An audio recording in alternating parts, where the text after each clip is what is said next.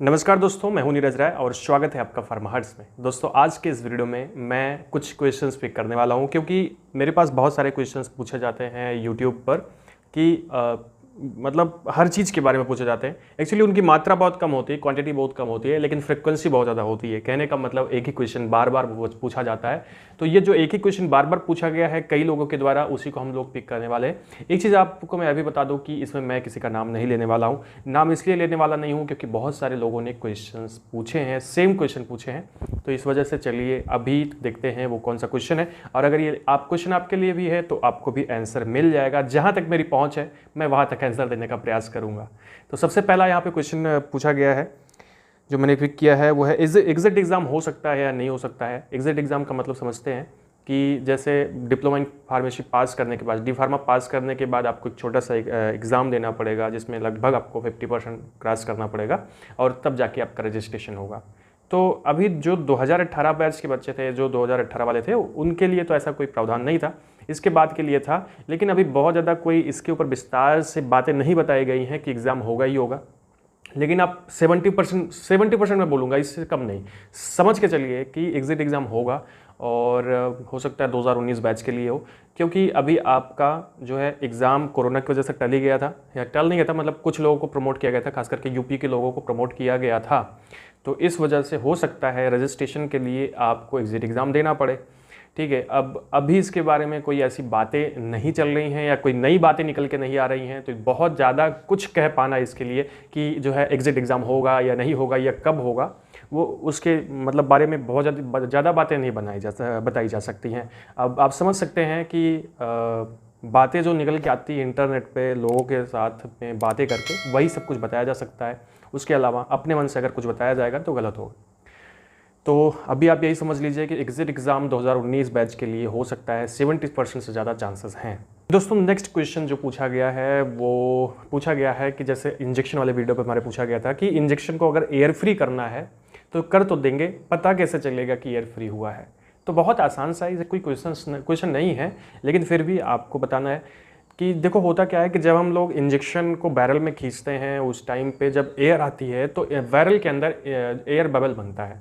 अगर वो छोटा सा भी एयर बबल आपको दिख रहा है तो इसका मतलब आप समझ जाइए कि इंजेक्शन के अंदर एयर है। उसको निकालने के लिए आप उसको थोड़ा सा उसको झटका देंगे तो वो निकल जाएगा। ठीक है, और अगर आपको एयर बबल, बहुत सारे लोग कहते हैं कि एयर बबल होता है, दिखता नहीं है।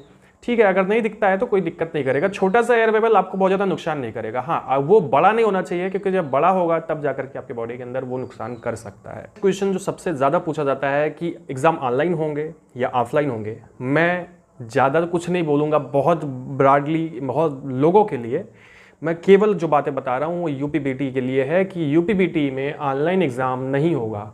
आप परेशान मत होइए, दूसरे बोर्ड की मैं नहीं बोल सकता हूँ, लेकिन यूपीबीटी में ऑनलाइन एग्ज़ाम होने के चांसेस बहुत कम है। या मामला अगर बहुत ज़्यादा गंभीर होता है, कोरोना बहुत ज़्यादा पैर पसार रहा है आपको पता है, और बहुत ज़्यादा फैल जाता है, तो चांसेस बन सकते हैं। लेकिन अभी ऐसा कोई चांस नहीं है कि जो एग्ज़ाम होंगे वो ऑनलाइन होंगे, ऐसा कुछ नहीं है। ठीक है, आपके एग्ज़ाम थ्योरेटिकल होंगे, आपके एग्ज़ाम जो है ऑफलाइन ही होंगे। लेकिन अभी एग्ज़ाम के बारे में ज़्यादा कुछ कहा नहीं जा सकता है कि कैसा होगा। लेकिन हाँ, अभी आप इतना ही समझिए, अगर कोरोना और बढ़ता है तो हो सकता है कि करवा लें ऑनलाइन। ठीक है, जब ऑनलाइन ऐसा होगा तो हम आपको बताएंगे, आपको वीडियो से पता लग जाएगा कि हाँ ऑनलाइन एग्ज़ाम होगा, कैसे होगा, क्या क्या होगा उसमें।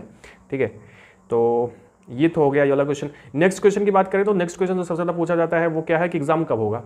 हर साल यही पूछा जाता है कि एग्ज़ाम कब होगा। 2 साल से बहुत समस्या हो गई है, कोरोना की वजह से पिछले साल एग्ज़ाम सही से नहीं हो पाए, हुए तो बहुत लेट हुए। इस बार भी एग्ज़ाम लेट होने के चांसेस हैं, क्योंकि जिस तरह से कोरोना, फिर से बोलूँगा कि कोरोना पैर पसार रहा है, जिस तरह से कोरोना के मरीज बढ़ रहे हैं, देखने से ऐसा लगता है कि एग्ज़ाम जो है वो बहुत लेट होगा। अभी बहुत सारे लोग बोल रहे हैं कि हाँ हो सकता है जून में एग्ज़ाम हो जाए, मई लास्ट या जून में एग्ज़ाम हो, लेकिन मुझे ऐसा कोई चांस नहीं लगता कि जून में एग्ज़ाम हो पाएगा। क्योंकि अभी आप ही देख सकते हो, अब कोरोना के बारे में मैं बहुत ज़्यादा नहीं कहना चाहूँगा, जो भी है, जितनी भी उसमें सच्चाई तो है ही। ठीक है, और लापरवाही भी बहुत ज़्यादा बरती गई है, सरकारी और प्राइवेट दोनों। सरकारी का मतलब सरकार के द्वारा भी, और प्राइवेट का मतलब आम जनता के द्वारा भी लापरवाही बरती गई है, और उसी सब का कारण है कि जो है कोरोना इतना तेज़ फैल रहा है। भले ही हो सकता है ये फ्लू हो, लेकिन अगर हम लोग मास्क लगाते और हम लोग ऐसे सैनिटाइज़र इत्यादि का उपयोग अच्छे से करते, थोड़ी सी सोशल डिस्टेंसिंग करते, फालतू कामों के लिए भीड़ भाड़ में ना जाते, तो शायद ये जो फ्लू की भी शिकायत हो रही है कोरोना के अलावा, जो और भी बुखार या सर्दी जुकाम हो रहा है, ये सब भी उतना ना होता। और अभी आप लोग बहुत ज़्यादा टेंशन मत लीजिएगा कोरोना की वजह से, क्योंकि ज़्यादातर कोरोना उन्हीं को अफेक्ट कर रहा है जिनको पहले से कोई बीमारी है। अगर आप लोग चाहते हैं कि कोरोना के बारे में हम कुछ भी आपको बताएं, कोई भी जानकारी दें, तो आप कमेंट में ज़रूर लिखिएगा। हम ज़रूर से ज़रूर कोई ना कोई अच्छी सी जानकारी आपको देंगे कोरोना के बारे में। तो ये था कि जो है एग्ज़ाम कब होगा, तो एग्ज़ाम अभी होने के कोई चांसेस नहीं हैं। जून में एग्ज़ाम कहते हैं हो सकता है, लेकिन मेरे हिसाब से मैं जो देख रहा हूँ, मैं जो महसूस कर सकता हूँ, उससे यही लगता है कि अभी जून में भी एग्ज़ाम नहीं होंगे। अब ज़बरदस्ती करा दिया जाए तो बात अलग है, क्योंकि मुझे लगता है यार जान ज़्यादा ज़रूरी है, पढ़ाई तो होती रहेगी, जान बहुत ज़्यादा ज़रूरी है, ठीक है। बच के रहेंगे तो ज़िंदगी भर पढ़ लेंगे।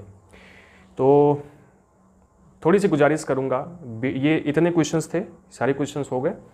अब लास्ट में मैं फिर से दिल की बात फिर से बोलूँगा कि दोस्तों, हमारे पूरे पृथ्वी पर, हमारे वातावरण में आसपास जो है पेड़ों की बहुत ज़्यादा कमी हो गई है। हर वीडियो में बात बोल रहा हूँ दोस्तों। कमेंट डिस्क्रिप्शन में एक लिंक है, वहाँ पे आप जाइए। अगर वहाँ पे जाने के बाद एक लिंक मैंने दिया है, उस लिंक के थ्रू आप डोनेट कर सकते हैं पेड़ों के लिए। पूरी बात सुन लीजिएगा पहले। पेड़ों के लिए आप 25 रुपये डोनेट करिएगा अगर आपका मन करता है तो। अगर आपको लगता है कि हाँ आपको डोनेट करना चाहिए, 25 रुपये बहुत बड़ी बात नहीं होती है। हमने एक मुहिम शुरू की है और हम जल्द ही बहुत सारे पेड़ लगाने वाले हैं अपने आसपास और लोगों तक। लेकिन इतना है, मैं फिर से कहूँगा कि जो है हम हर जगह नहीं पहुँच सकते हैं, और हर जगह पहुँचने के लिए आजकल तो वैसे भी नहीं पहुँचा जा सकता है कोरोना में, ठीक है। लेकिन ये हंसने वाली बात नहीं, लेकिन क्या करें, हंसेंगे नहीं तो ज़िंदगी छोटी पड़ जाएगी, ठीक है। देखिए, अगर आप 25 रुपये नहीं दे सकते हैं तो मेरा एक छोटा सा काम करिएगा। अपने घर के आसपास जहाँ पे खाली जगह है, आपकी है, किसी और की है, उसको प्रेरित कर दीजिए और आप खुद एक पेड़ जरूर लगाइए और उसको लगा करके फ़ोटो खींचिए और इंस्टाग्राम पे हमारे सेंड कर दीजिए। हमें ये लग जाएगा कि वो पेड़ हमने लगवाया है या हमने लगाया है, मतलब उसको हम अपने पेड़ों में काउंट जरूर करेंगे। दोस्तों, ऐसा करने से आपको पता है कि पृथ्वी को हरी भरी रखना बहुत ज़्यादा ज़रूरी है, और धरती पे जो धरती का भूषण है, खास करके पेड़ जो ज़रूरी है, वो बहुत ज़्यादा ज़रूरी हैं। और हम लोग केवल बात करते हैं, काम नहीं करते। तो फिर से मैं बोलूँगा, नीचे डिस्क्रिप्शन में लिंक है। अगर आपके पास जगह नहीं है, आपको पेड़ लगाना है, आप हमारे उस लिंक से जो है आप 25 रुपये डोनेट कर दीजिएगा, या फिर जितना आपका मन करेगा। 25 रुपये से कम मत करिएगा, उससे कम में कोई पेड़ नहीं आता है, ठीक है। तो हम आपके अपना नाम भी आप उसमें कर दीजिएगा, तो मैं आपके नाम से हम लोग पेड़ लगा देंगे।